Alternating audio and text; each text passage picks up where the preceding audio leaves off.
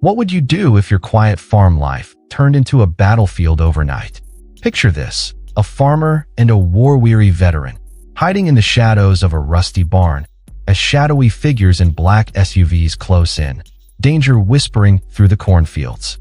Just 24 hours ago, a simple decision to hire a stranger set this storm in motion. Welcome to a story of trust, courage, and the unexpected battles that shape our lives. At Daily Narrated Stories, we bring you tales that grip your heart and linger long after the final word. Today, we're stepping into the heart of Willow Creek, where a farmer named Samuel Carter takes a chance that changes everything. Can you feel the weight of his choice, the hope and fear battling in his chest? Samuel, a 58-year-old farmer, stands at the edge of his soybean fields, the dawn painting the sky in hues of gold and crimson. For 3 decades, he's worked these 90 acres, a legacy passed down from his father. But this year, a brutal drought has left his farm teetering on the edge of ruin. Unlike his neighbors, Samuel clings to traditional farming. No GMOs, no chemical shortcuts. At a recent town meeting, Walter Grayson, the county's biggest supplier, warned him, "You're letting nostalgia cloud your judgment, Sam. Your father would have moved with the times." But Samuel's pride runs deep, until his daughter, Clara, calls from college, her voice trembling. "Dad, the financial aid, it's not enough." Clara dreams of studying sustainable agriculture to save the farm her own way. Samuel's heart sinks, the weight of her words pressing against his chest like a stone. Can he keep this land alive for her? Then, a stranger appears on the dusty road.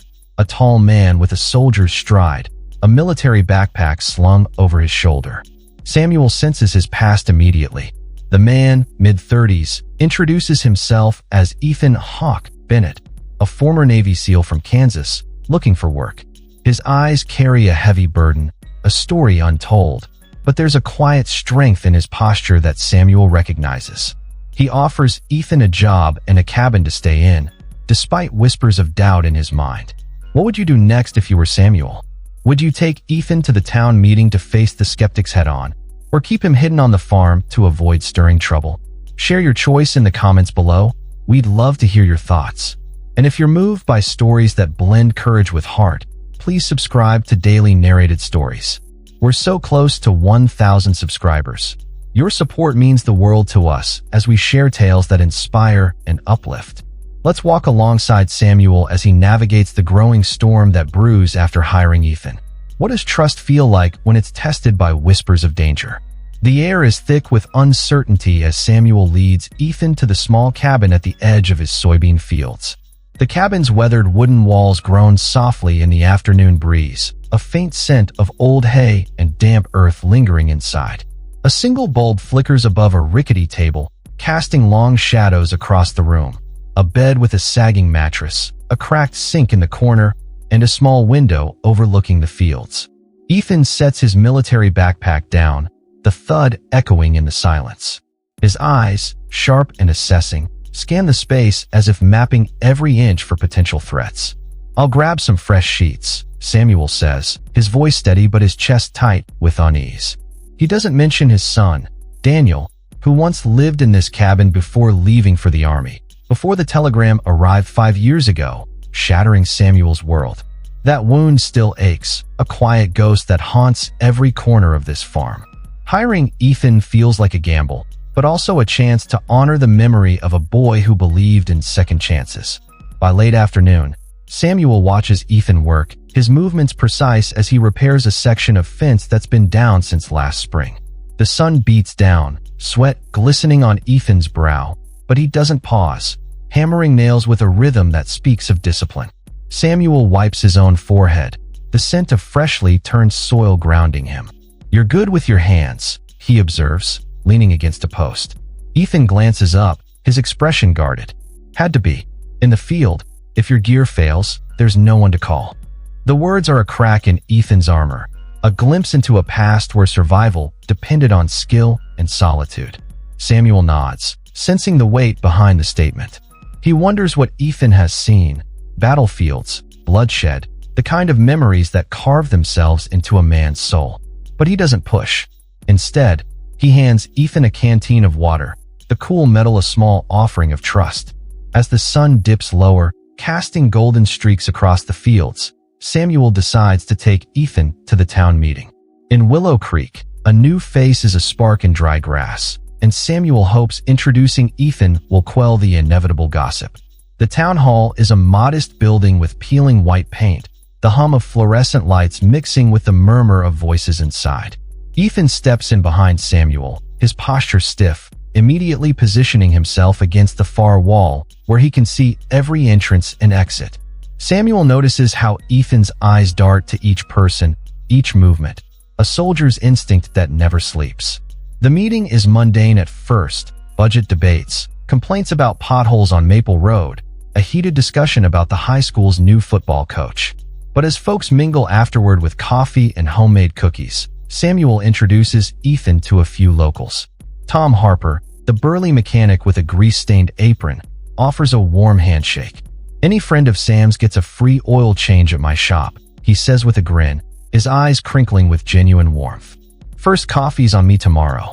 Ethan nods, his "thank you, sir" polite but clipped. Not everyone is so welcoming. Samuel catches the sideways glances, the hushed whispers that ripple through the crowd. Walter Grayson, the county's biggest farm supplier, approaches with a smirk that doesn't reach his eyes. "Hiring strangers now, Sam?" he asks, loud enough for nearby conversations to falter. "Thought your farm was hanging by a thread." Samuel's jaw tightens, the weight of his debts pressing against his chest. "Farm's fine, Walter," he replies, his voice even but firm. "Just needed an extra hand." Walter's gaze narrows on Ethan, his tone dripping with skepticism. "Where do you say you were from, son?" Ethan meets his stare, unflinching. "Kansas, originally." Walter presses. "And what brings you to Willow Creek?" "We're not exactly a tourist spot." Samuel steps in before Ethan can answer, his patience thinning. "He's here to work, Walter. That's all you need to know." Sheriff Lucas Reed joins them, his presence a calming force in the room. At 52, Lucas has been sheriff for 15 years, his weathered face and steady demeanor a comfort to the town. "Evening, folks," he says, then turns to Ethan, extending a hand. "Lucas Reed, sheriff around here." Ethan shakes it, his grip firm. "Ethan Bennett." Lucas tilts his head, studying him. "Military." Ethan nods. "Navy SEALs." A flicker of recognition passes through Lucas's eyes. He served in the Army, Desert Storm, and knows the look of a man who's seen combat. "Thought so," Lucas says, holding the handshake a moment longer, as if measuring Ethan's character through the contact. "Stop by my office tomorrow. We should chat." Ethan agrees with a curt, "will do," but Samuel senses the sheriff's quiet assessment, a warning wrapped in courtesy. As they leave, elderly Mrs. Eleanor, who taught Samuel in grade school, catches his arm. Her hands tremble slightly, but her eyes are sharp, piercing through the years. "Be cautious, Sam," she whispers, her voice a fragile thread. "That young man carries shadows, dark ones. I can see it in the way he moves, the way he watches." Samuel forces a gentle smile, though her words sink into him like a stone. "Haven't we all got shadows, Mrs. Eleanor?" She shakes her head, her gaze distant. "Not like his. There's a darkness there, a storm waiting to break." Lucas, overhearing, pulls Samuel aside as they step into the cool night air. "You remember that drifter back in '96? He asks quietly. Samuel nods. How could he forget? A stranger hired by the Thompsons to work their orchard, gone 3 weeks later with half their savings and a burned shed in his wake. "I'm not saying you're guys like that," Lucas continues, "but folks here don't forget. And after what happened at the Miller farm a few years back." He trails off, the unspoken hanging heavy. Samuel's stomach twists, but he pushes it down. "Ethan's not like that. He served our country." Lucas's expression softens, but his voice holds a warning. "Plenty of guys come back different, Sam. Just keep your eyes open." Back inside, Samuel notices Walter whispering to a small group, their glances darting toward Ethan. When they see Samuel looking, they scatter like leaves in the wind. The drive back to the farm is silent, the gravel crunching under Samuel's truck tires, the headlights cutting through the dark. Ethan speaks first, his voice low. "They don't want me here." Samuel sighs, the weight of the evening settling on his shoulders. "Some don't. Others are just cautious. Small town." Ethan's jaw tightens, his hands clenching in his lap. "I can find work elsewhere." Samuel shakes his head, his voice firm. If I let this town run my life, I'd never get out of bed. Unless you're planning trouble, we're good. Ethan's reply is quiet but resolute. No trouble, sir. Just looking for peace. But as Samuel pulls into the farm, a flicker of doubt gnaws at him. What has he invited into his home? The fields stretch out under the moonlight, silent witnesses to the storm brewing beneath the surface. Dawn breaks with the sound of hammering, a steady rhythm that pulls Samuel from a restless sleep.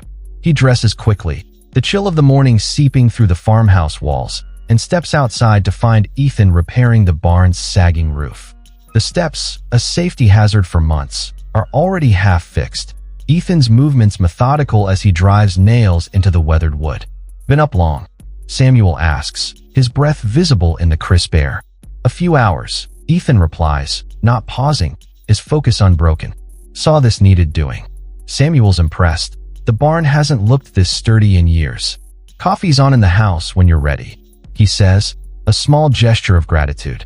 Over breakfast, the kitchen warm with the scent of brewed coffee and toasted bread, Samuel lays out the day's tasks, checking the irrigation lines, clearing brush near the creek, and hauling feed from town. He mentions the sheriff's request. You should stop by Lucas's office like he asked. Ethan nods, his expression unreadable. Planning to. They drive into town separately. Samuel in his truck, its engine rumbling with age, and Ethan in a weathered Jeep he'd parked down the road the day before, its faded green paint chipped from years of use. In town, Samuel loads bags of feed into his truck, the weight straining his back. When Walter approaches, his boots crunching on the gravel. You're making a mistake, Sam, he says without preamble, his voice low and sharp.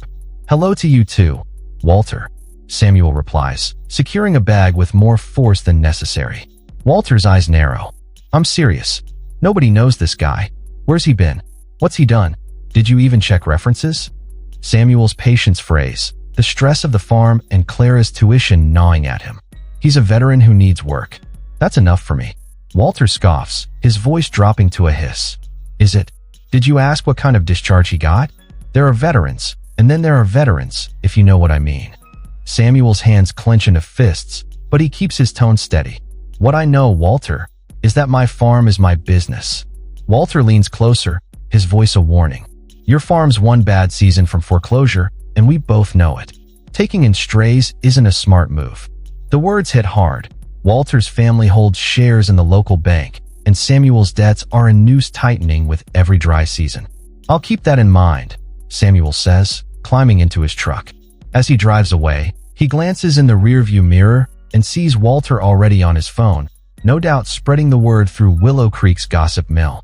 At Harper's Diner, the air smells of bacon and fresh coffee, the clatter of plates a comforting hum. Ethan sits in a booth, his back to the wall, a cup of coffee steaming in his hands. His posture is tense, his eyes darting to the window every few seconds, as if expecting trouble to walk through the door. Samuel slides into the booth across from him, the vinyl seat creaking under his weight. Everything okay with the sheriff? He asks, searching Ethan's face for answers. Fine, Ethan replies, but offers nothing more, his fingers tightening around the mug. Tom Harper stops by, his apron stained with grease, his smile wide. How's our new hero doing? Ethan shifts uncomfortably, his jaw tight. Just a SEAL, sir. Nothing heroic about it. Tom shakes his head, his voice warm with admiration. My nephew's in the Navy, 2 tours in Afghanistan. I know what you boys go through. You're a hero in my book. Samuel watches Ethan closely, catching a flicker of pain in his eyes, regret, maybe shame, that surfaces at the word hero. It's gone as quickly as it came, but it leaves Samuel wondering. What burdens does this man carry? What ghosts haunt his nights? You don't have to talk about it, Samuel says softly, his voice a gentle invitation. But if you ever want to, I'm a good listener. Ethan looks up from his coffee, his gaze piercing, as if searching for judgment in Samuel's eyes. Why'd you hire me, Mr. Carter? Really, you don't know me, and the town clearly has reservations. Samuel takes a sip of his coffee, the bitter warmth grounding him as he considers his answer. Because 30 years ago, I needed a chance, and someone gave it to me, he says, his voice steady but tinged with memory. I'd just lost my father, and the farm was failing. A neighbor, Old Mr. Thompson lent me his tractor, no questions asked, when mine broke down. That harvest saved us. Sometimes, all it takes is one person willing to look past assumptions. Ethan's mouth twitches, the ghost of a smile, and for a moment, the tension in his shoulders eases. And what assumptions should people be looking past with me? He asks, his tone quiet but probing. Samuel meets his gaze. That's for you to say, not me.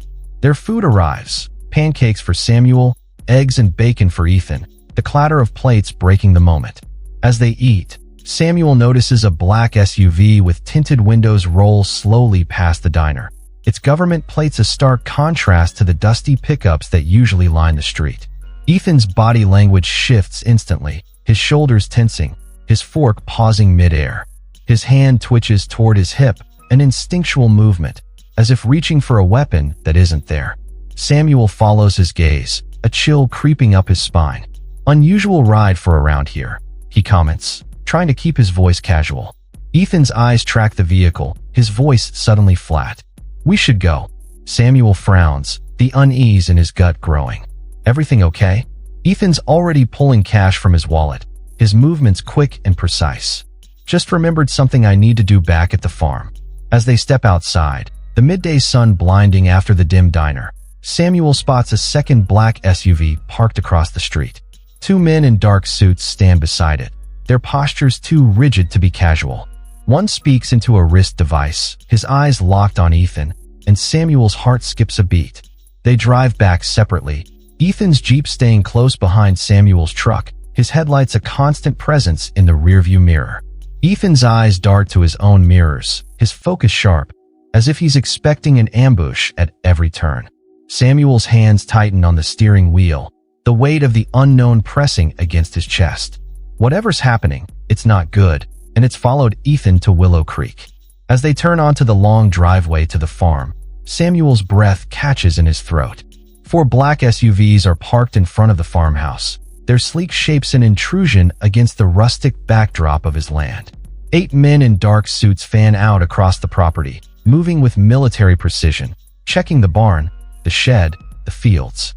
These aren't local law enforcement. These are professionals, their movements synchronized, their faces unreadable. Ethan's Jeep pulls alongside Samuel's truck, and he gestures frantically for Samuel to stop. They halt 100 yards out, hidden by a row of oaks, the leaves rustling softly in the breeze. Stay here, Ethan orders, his voice low and commanding, his entire demeanor transformed. Gone is the quiet farmhand. This is a soldier, poised for battle, his eyes scanning the tree line with a predator's focus. Those are government plates, Samuel says, his voice trembling as he peers through the branches. FBI? CIA? Ethan's gaze darkens, his jaw tight. Not exactly. He takes a deep breath, as if steeling himself, then speaks, his voice a low growl. Obsidian Defense. Private military contractor. They're after me because I refused their orders, and because I kept evidence of their crimes. Samuel's mind races, the pieces falling into place with a sickening clarity. What kind of crimes? He asks, though he's not sure he wants the answer. Ethan's expression hardens, his voice barely above a whisper. Assassinations. Illegal arms deals. Things no American company should touch. Things I wouldn't be part of. The words hang in the air, heavy with the weight of betrayal and bloodshed. Samuel's stomach churns, the reality sinking in. This isn't just about Ethan's past. It's about a corruption that reaches far beyond Willow Creek. Ethan's voice cracks, a rare vulnerability breaking through. I didn't mean to bring this here, Mr. Carter. I'm sorry. The guilt in his eyes is raw, a wound laid bare, and Samuel feels a surge of protectiveness he hasn't felt since Daniel's death. It's on my farm now, he says, his voice firm despite the fear clawing at his chest. That makes it my problem too. Ethan looks at him, searching for something. Doubt, maybe, or fear, but Samuel's resolve holds steady. What's going on, Ethan? All of it. For a moment, Ethan hesitates, his gaze distant, as if he's back in a memory he'd rather forget. Then he speaks, his words a rush of confession. Obsidian recruited me after I left the SEALs.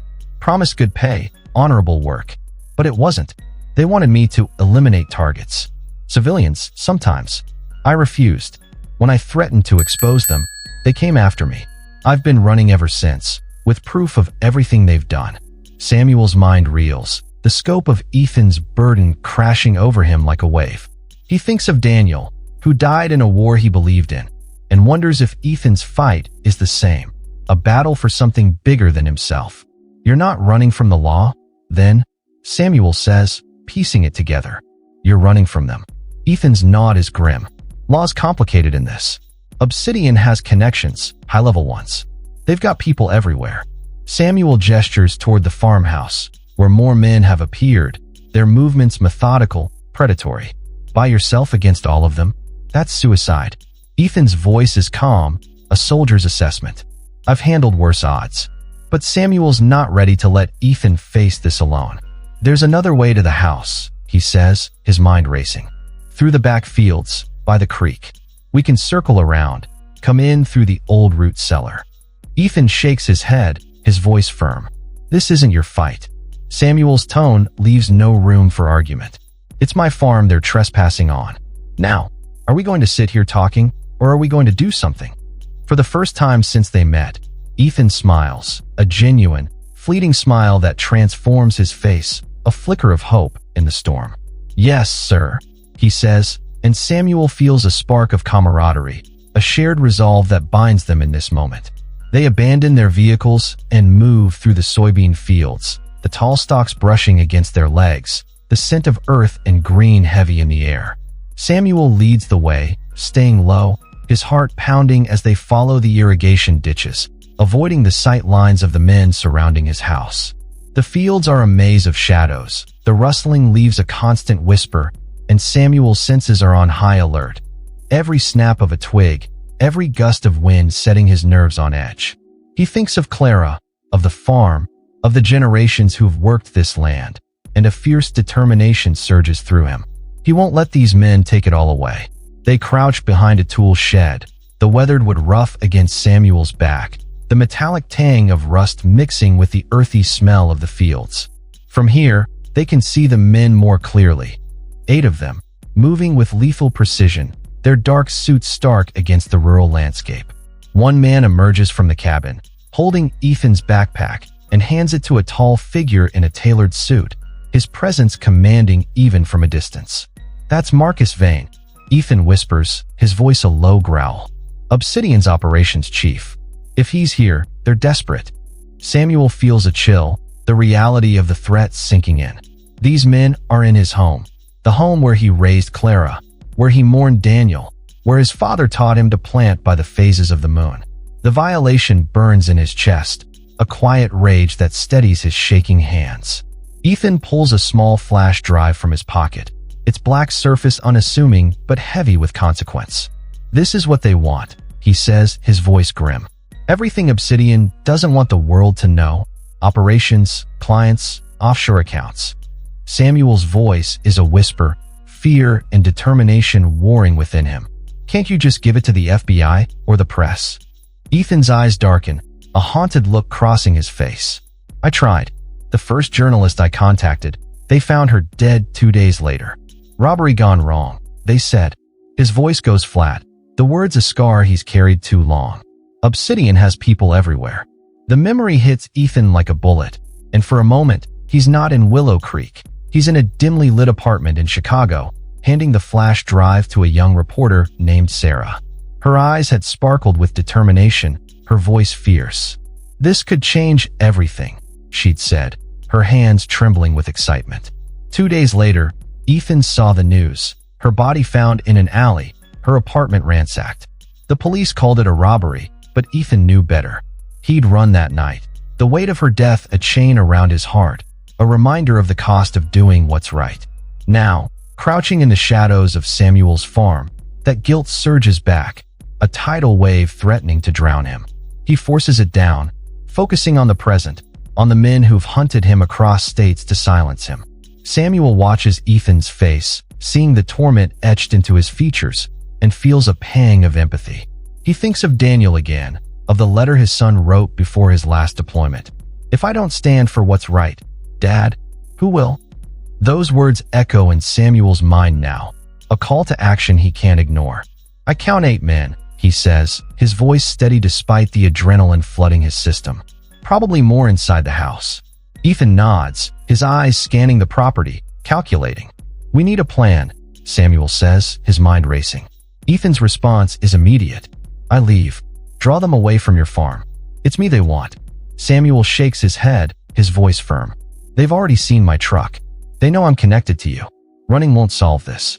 Before Ethan can argue, Samuel's phone rings, the sound jarring in the tense silence. It's Walter Grayson, no doubt calling to gloat or pry. Samuel silences it, his focus unbroken. We need help, he says, dialing another number. Lucas, it's Sam Carter. I've got a situation at my farm. Armed men in suits, not local. I'm watching from the tree line. Lucas's voice crackles through, calm but urgent. Stay put. I'm coming with deputies. 10 minutes. Ethan looks skeptical, his voice low. Sheriff doesn't stand a chance against these guys. Samuel's reply is resolute. Lucas was special forces. He knows what he's doing. They wait. The minutes stretching into an eternity, the tension a living thing between them. Samuel's mind races. Images of Clara, of the farm burning, of Daniel's flag-draped coffin flashing through his thoughts. He pushes them away, focusing on the present, on the men searching his home. One of Vane's men kicks open the farmhouse door, disappearing inside, and Samuel's heart lurches. That's where Clara's drawings hang on the fridge, where Samuel's father carved their initials into the doorframe. The violation fuels his resolve, a quiet fire that burns away his fear. Ethan's voice pulls him back. They've got the house surrounded. They're looking for me. And this. He holds up the flash drive, its weight a symbol of the battle they're fighting. Samuel's phone buzzes with a text from Lucas. In position with 4 deputies. County SWAT on standby. State police en route. Tell him we're coming in from the west side. Ethan says, his voice steady.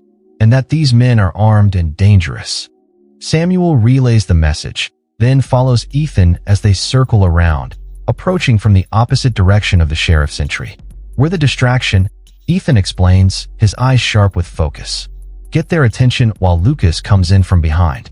Samuel nods, adrenaline coursing through him, his senses heightened. The rustle of leaves, the distant hum of a generator, the faint scent of gun oil on the breeze. They reach the edge of a clearing, the farmhouse looming ahead, its windows dark and foreboding. 3 men stand on the porch, including Vane, his tailored suit a stark contrast to the rural setting. Samuel's heart pounds, the reality of what they're facing crashing over him. It's been decades since he's faced anything more dangerous than a broken tractor, but some instincts never fade. The instinct to protect what's his, to fight for what's right. Ready? Ethan asks, his voice a low whisper. Samuel swallows hard, his mouth dry. As I'll ever be. Just as they prepare to move, a gunshot rings out, the sound splitting the air like a thunderclap. Samuel flinches, his body instinctively ducking, as the bullet whizzes past, embedding itself in the shed behind them with a dull thunk. Splinters fly, the sharp scent of fresh wood mixing with the metallic tang of fear. Ethan grabs Samuel's arm, pulling him down, his voice urgent. Stay low. Samuel's heart races, his breath coming in short gasps, the near miss a stark reminder of the stakes. They know we're here, Ethan says, his eyes scanning the clearing, calculating their next move. Samuel's hands tremble, but he forces himself to focus, the image of Clara's smile grounding him. He won't let these men take everything he's fought for. Before they can regroup, the sound of engines roars through the air, not from Lucas's direction, but from the main driveway. 3 more black SUVs come speeding up the road, skidding to a stop near the others. But these are different. The men who emerge wear tactical gear, their movements synchronized, their bearing unmistakably military. Each carries himself with the confidence of a combat veteran, their weapons ready but controlled. Samuel's breath catches. The hell? He whispers, his voice barely audible. Ethan stares, his expression a mix of shock and recognition. Bravo team. He breathes, his voice trembling with disbelief. My unit. The leader of the new arrivals, a broad-shouldered man with captain's bars on his tactical vest, strides toward Vane. Even from a distance, the tension between them is palpable, a storm ready to break. That's Captain Hayes, Ethan whispers, his voice a mix of awe and relief. My commanding officer. The captain's voice carries across the yard, clear and commanding. "This operation is over, Vane. Stand down your men." Vane's reply is equally forceful, his tone dripping with arrogance. "This is an obsidian operation. You have no authority here." Hayes holds up a folder, his voice unwavering. "I've got orders saying different. Signed by the director himself." Vane's posture stiffens, a barely perceptible shift, but Samuel can feel the shift in the air, a predator sensing the trap closing. "Impossible," Vane snaps. "The flash drive Bennett has." Hayes cuts him off, stepping closer, his presence a wall of resolve. "We've got the backup. Every committee chairperson in Congress has the files as of this morning. Your protection just evaporated." Samuel glances at Ethan, who looks as stunned as he feels. "Captain Hayes, he was building a case," Ethan says, his voice barely above a whisper. "After I went AWOL with the evidence, I thought I was alone. I had no idea." He shakes his head, a mix of relief and regret washing over him. Samuel places a hand on his shoulder, his voice steady. "They're here now. That's what matters." The standoff teeters on the edge of violence, Vane's men shifting, their hands near their weapons, while Bravo team holds their ground, their discipline a stark contrast to Obsidian's desperation. Ethan's voice is urgent. "We should get out there before this turns into a firefight on your property." Before Samuel can respond, Sheriff Lucas's vehicles appear from the main road, lights flashing, sirens cutting through the tension. Lucas steps out, shotgun in hand, his deputies fanning out behind him. "This is private property," he shouts, his voice booming across the yard. "Unless someone shows me a warrant in the next 30 seconds, you're all trespassing." The arrival of local law enforcement creates the opening Ethan needs. He steps out from their hiding place, hands raised, his voice steady. "I'm here, Vane. This ends now." Samuel stands beside him, his heart pounding but his resolve unshaken, refusing to let Ethan face this alone. What happens next unfolds with military precision. Bravo team moves in, positioning themselves between Ethan and Vane's men, their movements a dance of controlled power. Lucas and his deputies form an outer perimeter, cutting off any escape routes, their presence a legal shield for what's about to happen. Hayes approaches Ethan and, to everyone's surprise, salutes him, a gesture of respect that cuts through the chaos. "Sorry it took so long, Lieutenant," Hayes says, his voice steady. "Had to make sure we had all our ducks in a row." Ethan's voice is thick with emotion. "What changed?" Hayes' smile is grim but triumphant. "Your evidence reached the right people. Joint Chiefs got involved. Turns out even Obsidian's friends in high places have bosses." Vane is cuffed by Hayes' men, his security team outmanned and outmaneuvered, surrendering without resistance as federal agents arrive, clearly called in advance by Bravo team. The situation diffuses, and curious townsfolk begin to gather, drawn by the convoy of law enforcement vehicles. Walter Grayson approaches Samuel, his eyes wide with shock. "Sam, what in God's name is happening on your farm?" For once, Walter has no criticisms, only amazement, as he watches what appears to be a major federal operation unfolding in their small community. By evening, the SUVs are gone, replaced by news vans. The story breaks nationwide. A corrupt contractor exposed, a whistleblower vindicated, a small farm at the heart of it all. Samuel sits on his porch with Ethan, now Lieutenant Ethan Bennett, as the news calls him, watching the sunset paint the fields in amber.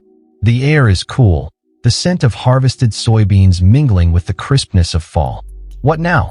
Samuel asks, his voice soft, the weight of the day settling into his bones. Ethan sighs, his shoulders lighter than Samuel's ever seen. "Hearings, trials, months of debriefings." He pauses, then smiles faintly, the first true smile Samuel has seen from him. "After that, I don't know. Never thought I'd make it this far."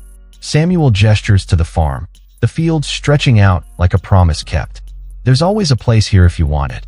Ethan's laugh is soft, genuine, a sound that carries the weight of a burden lifted. "I'll think about it."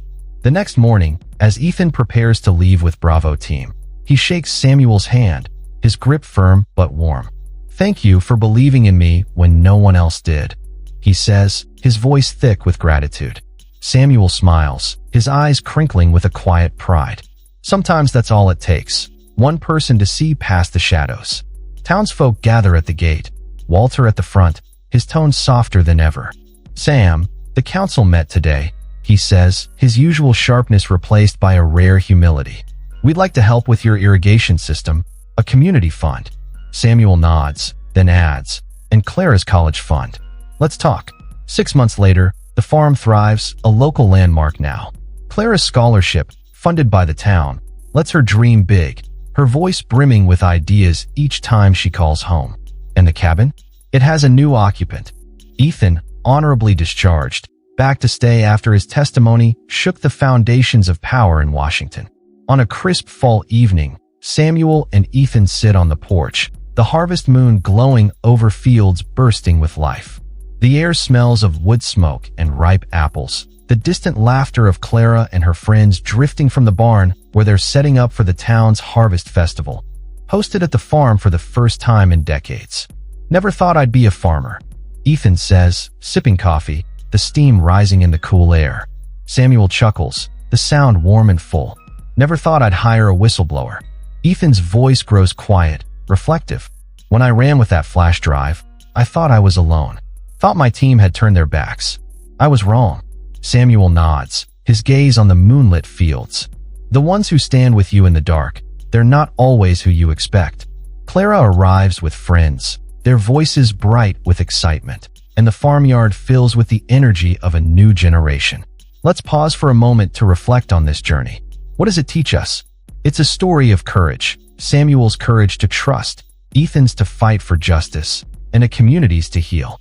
It reminds us that hope can bloom in the hardest moments, that forgiveness can mend old wounds, and that resilience can turn a failing farm into a beacon of change. What act of trust has changed your life? Share your story in the comments. We'd love to hear how you found light in the shadows, how a single choice reshaped your world. This farm, once on the brink, now thrives for another generation. As Clara's laughter fills the yard, Samuel knows the greatest harvest isn't the crops. It's the bonds we forge when we choose what's right, even when the odds seem impossible.